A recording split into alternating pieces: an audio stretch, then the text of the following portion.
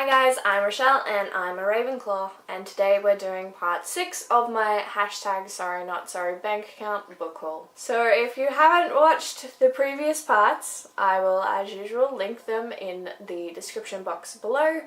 This is my book haul for an event in Australia called Lifeline Bookfest. If you want to know more about that, I would suggest watching my explanation in the beginning of part 1 of this series. So I've got 2 more bags left after this video, and I don't know what I'm going to do.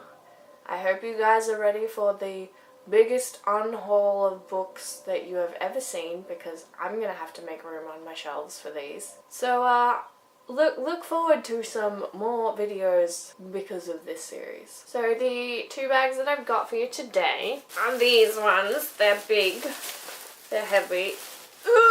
So we are going to jump straight into bag 1. So the first book in bag 1 is Leviathan Wakes by James S.A. Corey. I heard really good things about this series. I know that it's been turned into a TV show, I believe, on the Sci-Fi Network called The Expanse. I know that at the time of filming, Sam from Thoughts on Tomes has just finished this and really enjoyed it and said it was a good jumping in sci-fi. So if you're not sure if you like sci-fi, apparently this is a good one to pick up, so I picked this up. Welcome to the future. Humanity has colonized the solar system, Mars, the moon, the asteroid belt and beyond, but the stars are still out of our reach. Jim Holden is an officer on an ice miner making runs from the rings of Saturn to the mining stations of the belt. When he and his crew stumble upon a derelict ship, the Scopulia? Sorry, bad with names. They find themselves in possession of a secret they never wanted, a secret that someone is willing to kill for, and kill on a scale unfathomable to Jim and his crew. War is brewing in the system unless Jim can find out who left the ship and why. Detective Miller is looking for a girl. One girl in a system of billions. But her parents have money and money talks. When the trail leads him to the Scopulia and rebel sympathizer Holden, he realizes that this girl may hold the key to everything.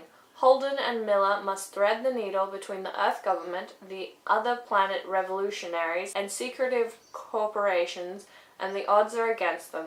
But out in the belt the rules are different, and one small ship can change the fate of the universe. So that is the first book out of the first bag. So the next book that I've got is The Complete Alcatraz by Brandon Sanderson. This is books 1 to 4 of the Alcatraz series, which is his either children's or middle grade. I know that he's got another series with the first book, The Arithmetist. I think that's the middle grade one. I'm not entirely sure. This is now irrelevant because there is a 5th book and a soon-to-be 6th book, but I don't own any of the Alcatraz books. And I saw this bad boy and it's enormous and just glorious. So I had to. I can't not have Sanderson. I am not a good person. My purpose is to show you the truth about me and to prove that I am not the hero everyone says I am. In the Hushlands, those librarian-controlled nations such as the United States, Canada and England, this book will be published as a work of fantasy. Do not be fooled. This is no work of fiction, nor is my name really Brandon Sanderson. I know the events of my life may seem wondrous and mysterious. I will do my best to explain them. But please, remember that my purpose is not to entertain you. My purpose is to open your eyes to the truth. This is my story, the story of a selfish, contemptible fool, the story of a coward. The story of Alcatraz Smidry. That last name, man. Come on, Sanderson. Give me something. So this is meant to be a lot more humorous than some of his adult works. Everyone will understand what I mean if they have read Mistborn, the original trilogy. So yeah, I fly through Sanderson's series. When Words of Radiance came out, I read that 1,000-page book in a 24-hour period. So I'm gonna get to this very soon, and it's gonna be glorious.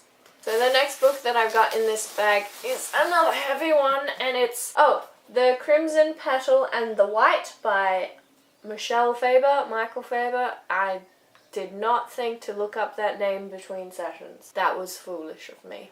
Meet Sugar, a 19-year-old prostitute in Victorian London who yearns for escape to a better life.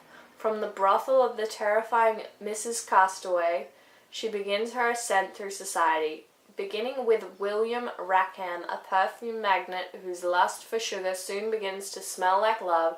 She meets a host of lovable, maddening, unforgettable characters as her social rise is overseen by assorted preening socialites, drunk journalists, untrustworthy servants, vile gutter snipes, and whores of all kinds. I heard about this first on Mercedes from Mercy's Bookish Musings channel. She really enjoyed this, and I thought that the synopsis sounded very interesting, so I decided to pick it up, even though I'm not a super huge literary fiction fan.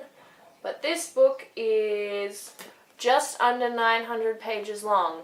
This is deceptively small, but there were other covers I could get there, but I liked this one the best. So that's that. I'm sure I will attempt to get the audiobook from the library.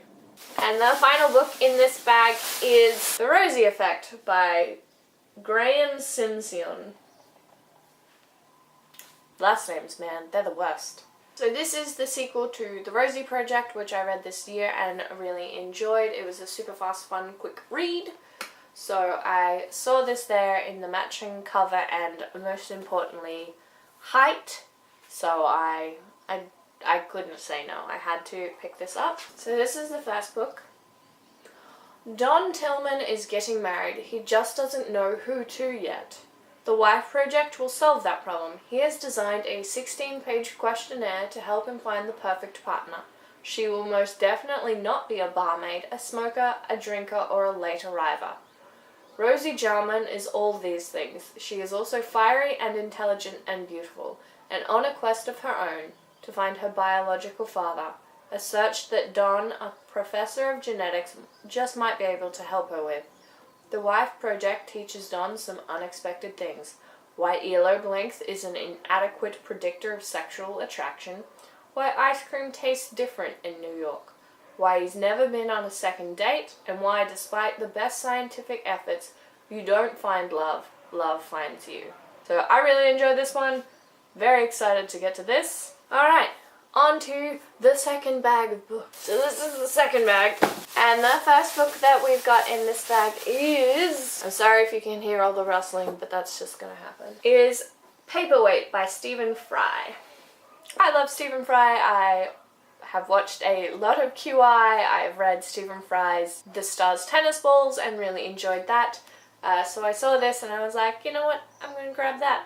This does not have a synopsis written down for me. That is so rude. Well, back to the handy-dandy internets. This is a hilarious collection of the many articles written by Stephen Fry for magazines, newspapers, and radio. It includes selected wireless essays of Donald Dreyfus, the aging professor of philology brought to life in Fry's novel The Liar, and the best of Fry's weekly column for the Daily Telegraph. Perfect to dip into, but as enjoyable to read cover to cover. This book, more than any other, shows the breadth of Fry's interest and the depth of his insight. He remains a hilarious writer on whatever topic he puts his mind to. Stephen Fry is a very intelligent man, and as a Ravenclaw, I appreciate that. So the next book that I've got is... Ooh, I've got both of them. Okay. So this is Stray and Rogue, both by Rachel Vincent. Saw this on Sam's channel. That's Thoughts on Tomes. I will leave links to any channel that I mention down in the description bar. She really enjoyed Stray. Didn't love Rogue as much, but I saw them both there, like right next to each other with the spines out, and I was just like, you know what? I'm gonna give that a shot. So I'm gonna put that there while I read this. Ooh! I've got several blue covers together. That appeases my Ravenclaw sensibilities. There are only 8 breeding werecats left. and I am one of them. I look like an all-American grad student, but I'm a werecat, a shapeshifter, and I live in two worlds. Despite reservations from my family and my pride, I escaped the pressure to continue my species and carved out a normal life for myself. Until the night a stray attacked. I'd been warned about strays, werecats without a pride, constantly on the lookout for someone like me, attractive, female, and fertile.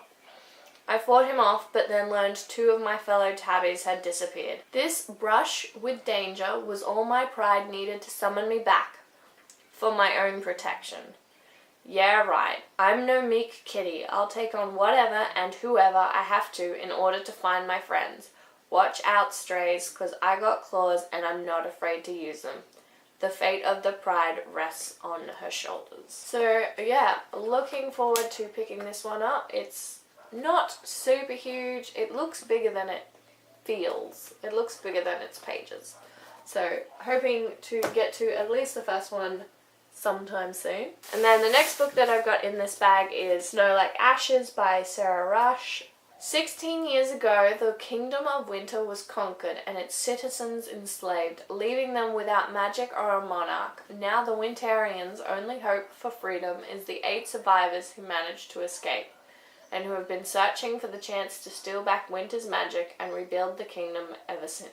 Orphaned as an infant during winter's defeat, Mira has lived her whole life as a refugee, training to be a warrior and desperately in love with her best friend and future king, Mather. She would do anything to help winter rise to power again. But when scouts discover the location of the ancient locket that can restore their magic, Mira decides to go after it, only to find herself thrust into a world of evil magic and dangerous politics, and to realize that her destiny is not, never has been, her own. Then the next book is Nerve by Jeanne Ryan. I saw a bunch of talk about the movie, and I saw this, and it's under 300 pages, so I decided to pick it up. Are you playing the game, or is the game playing you? V doesn't know if she has the guts to play Nerve, an online game of high-stakes dares, but whoever's behind the game knows exactly what she wants, enticing her with lust-worthy prizes and a super-hot partner. With Eon on her team, it's easy to agree to another dare, and another, and another. At first it's thrilling as the manipulative audience, or watchers, cheer them on to riskier challenges. But things quickly get out of hand. Will V and Ian risk their lives for the grand prize dare, or will they lose Nerve? I've heard some comparisons for this to Ready Player One, just in like the game aspect, so I thought, you know what, I'll pick this up. If I like it, I like it. If I don't, I only spent $4, so hopefully we'll get to this soon. Who are you kidding, Rochelle? You have just procured like a lifetime's worth of reading material. The next book that I've got is The Night Watch by Sergei Lukianenko. I assume that this author is Russian or something. This book was recommended to me on the day by a friend that I met there. He has pretty good reading taste and gets me, and literally one of the blurbs is J.K. Rowling Russian style.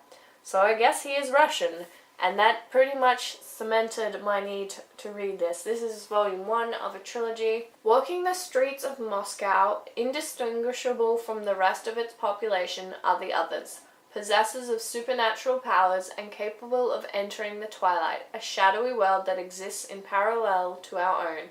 Each other owes allegiance either to the dark or the light. The Night Watch, first book in the Night Watch trilogy, follows Anton, a young other owing allegiance to the light. As a Night Watch agent, he must patrol the streets and metro of the city, protecting ordinary people from the vampires and magicians of the dark. When he comes across Svetlana, a young woman under a powerful curse, and saves an unfledged other, Igor, from vampires, he becomes involved in events that threaten the uneasy truth and the whole city. So yeah, based off the recommendation and the synopsis, you better believe that I picked this up. And then the final book in this second bag is The Walled City by Ryan Graudin. This is again a book that's been all over BookTube, so I'm sure most of you have already read this. but in case you haven't, there are 3 rules of survival in the walled city. Run fast, trust no one, always carry your knife. Right now, my life depends completely on the first. Run, run, run. Dai traffics drugs for the most ruthless man in the walled city. To find freedom, he needs help from someone who can be invisible. Jin Ling hides under the radar, evading the street gangs as she searches for her lost sister. Mei Yi survives trapped in a brothel, dreaming of escape while watching the girls who try, fail, and die. Damaged and betrayed, can these 3 find the faith to join forces and escape the stifling city walls? I'm going to read this. The font in this is super big, so it's really not all that long. So that was part 6 of the hashtag Sorry Not Sorry Bank Account book haul. This is a much smaller stack than some of the previous ones, but I hope you guys enjoyed this regardless. If you have read or have comments on any of these books, please let me know.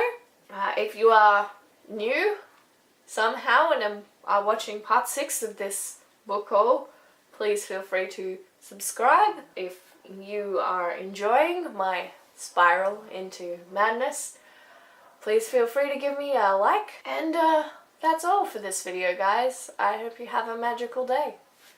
Bye!